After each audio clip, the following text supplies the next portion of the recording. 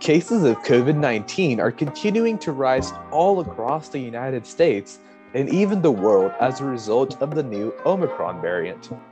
We know times have been difficult and none of us want to go back to a lockdown, but all hope isn't lost.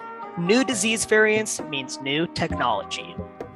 Researchers have developed a medication to help fight COVID-19, specifically the COVID-19 pill. But what is this pill and how does it work? Can it even help us fight the new variant? And is it safe? Hi, I'm Shaker. And I'm Sukesh, and this is Medicine Made Simple.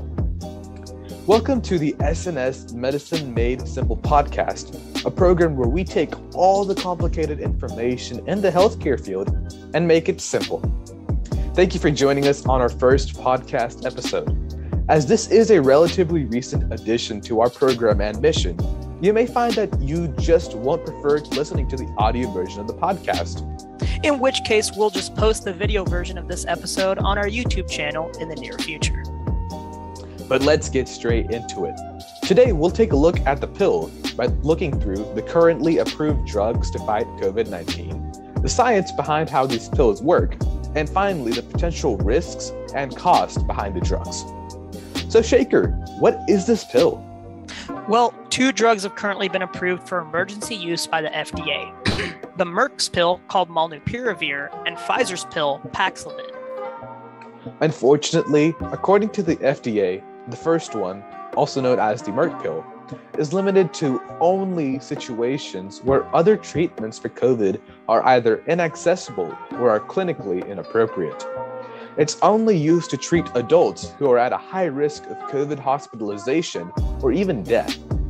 Although the Merck pill can only be used in severe cases, it's still a pretty handy tool for us to use against COVID. Some of our other ones can include things like the pill by Regeneron, though there is some controversy as to whether Regeneron is actually effective against the Omicron variant. Only time can tell for sure. On the other hand, Pfizer's Paxlovid is also approved for emergency use, but it can be given to those who have mild or even moderate COVID. Whereas Merck could only be used on hospitalized patients, right? Yeah, exactly.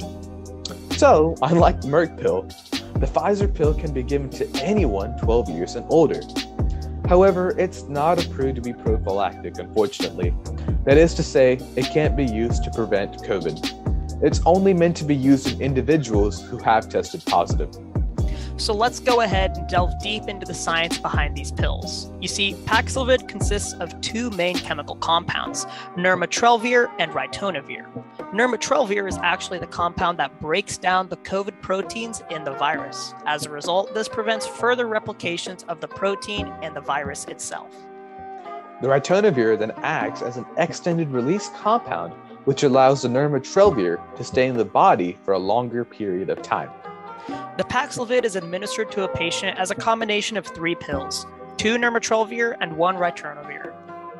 This combination of pills is taken by the patient twice a day for no more than 5 days. So a patient actually ends up taking 30 pills when the treatment is complete. And I personally would not want to take 30 pills. Yeah, I get that. So during the trials for Paxlovid, researchers conducted a randomized, double-blind, and placebo-controlled study. All of the patients in the trial were unvaccinated and had no previous infection of the coronavirus. Which means that they had no previous immunity in their system. Yeah, exactly. And so what the researchers found was that Paxlovid decreased to any COVID-related hospitalization or death by almost 88% compared to the placebo trial. Sukesh, can you tell us the details on that? Yeah, definitely. So 1,039 patients received the Paxlovid treatment. From those who received the medicine, only 0.8% were hospitalized or died during the 28-day follow-up period. So that's actually pretty good. In the control group, also known as the ones who did not take the pill, out of the 1,046 patients, 6% either ended up in the hospital or ended up passing away. So neither the study nor control group received any monoclonal antibody treatment during the study, such as remdesivir. So Merck's Molnupiravir is actually similar to Pfizer's Paxlovid in certain areas, but there are several distinct differences between the pills. The Molnupiravir, for example, it completes its course of action by creating errors into the coronavirus's genetic code. These errors prevent the virus from further replicating, similar to what Paxlovid does. The key difference is that the first pill, Merck's, makes errors in the virus code, which stops it from making proteins, whereas Pfizer's pill just straight up destroys the virus's proteins.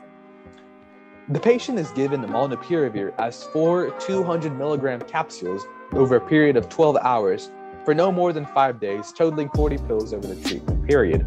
So that's not only worse than the Pfizer's 30 pills, but for me who hates pills, and I bet a lot of our viewers hate taking that many pills, it probably won't be nice. Yeah, and as we'll see later, molnupiravir isn't even as effective as Paxlovid. But let's look at the studies. So the studies on molnupiravir used the exact same randomized, double-blind, and placebo-controlled trials. The study group included patients with either severe chronic medical conditions or unvaccinated patients who are at an increased risk of COVID-19. And out of the 709 people who had received molnupiravir, 6.8% either were hospitalized or ended up passing away. Out of the 699 who ended up getting the placebo, 9.7% were either hospitalized or passed away. And both of those studies had a follow-up period of 29 days. So you can clearly see that Paxlovid is quite a bit more effective in fighting against COVID-19 than molnupiravir is. And so to summarize, both of these FDA-approved pills, molnupiravir and Paxlovid, are effective against the Omicron variant. Now, while the Paxlovid and molnupiravir work against COVID and especially the Omicron variant, there are definitely side effects and risks and its own fair share of concerns. So let's take a look at the Paxlovid's possible risks, which includes the loss of taste, diarrhea, high blood pressure, and muscle aches. In fact, using Paxlovid in people who have an uncontrolled or an undiagnosed HIV infection could actually cause drug resistance. And there's also some other issues as well. The ritonavir element within the Paxlovid treatment can cause liver damage, so our doctors and medical providers must be cautious while giving the Paxlovid treatment to those with liver conditions. The pill also doesn't get along with other medications very well. Do you want to tell us a little more about that, Shaker?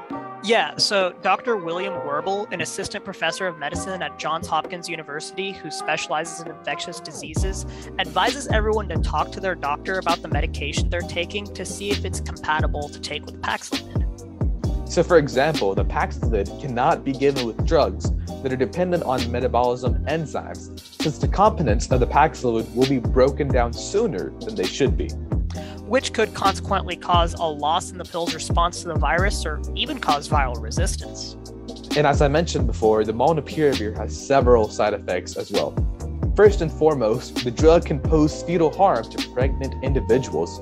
So people who are expecting to be mothers should not be taking the Mercs, and they're not advised to take the Merc pill. Plus, it can only be used in adults in critical condition, and it's recommended by the FDA kind of as a last resort, if you will. And as we said multiple times before, the molnupiravir is not as effective as the Paxlovid is. Now, if you have any other questions about either Paxlovid or molnupiravir, don't hesitate to reach out to your healthcare provider to learn more. As of right now, the accessibility to these pills still remains pretty low because they're expensive. Forbes and the New York Times say that Pfizer's pill costs approximately $530 for the 30-pill treatment, while Merck's is near $700. Well, there you have it. Today, we went over the 2 types of approved oral treatments for COVID-19, specifically in response to the Omicron variant. And those medications are the molnupiravir made by Merck and the Paxlovid made by Pfizer, which have both shown promise in clinical tests, but ultimately there are several risks that accompany both of them. Make sure to talk to your doctor or healthcare provider about a plan for preventing and treating COVID-19. Remember, these antiviral medications aren't a cure-all. By washing our hands, social distancing, wearing a mask, and most importantly, getting vaccinated, and if we've already completed the vaccination treatment, then getting boosted, we can help reduce the spread and reduce the number of people getting hurt from this virus. If you have any concerns about the Pfizer, Moderna, or Johnson & Johnson COVID-19 vaccines, or you simply want to learn more about them, just check out the interview we did with Dr. Lee Norman, the former secretary of the Kansas Health Department, where we answered all of your questions about the vaccine. Just search S&S Medicine Made Simple, interview with Dr. Norman on YouTube. We also made a COVID informational video back in the summer, so some of the information may be outdated, but most of it is still relevant for this day. And also, if you have any questions about the vaccines, go into www.vaccines.gov if you have any other questions, and that might be able to answer it. If you have any questions about this video, or if you're listening to the podcast version, or if you have any ideas for future episodes, make sure to email us at ssmedicineMadeSimple@gmail.com or DM us on Instagram at ssmedicineMadeSimple. Well, that's all for today, folks. Make sure to tune in next time for another episode. Until then, I'm Shaker. And I'm Sukish, and this is Medicine Made Simple. We're looking forward to doing more podcast episodes and making this a more routine thing, so we'd appreciate if you check it out. And always remember, live happy and healthy.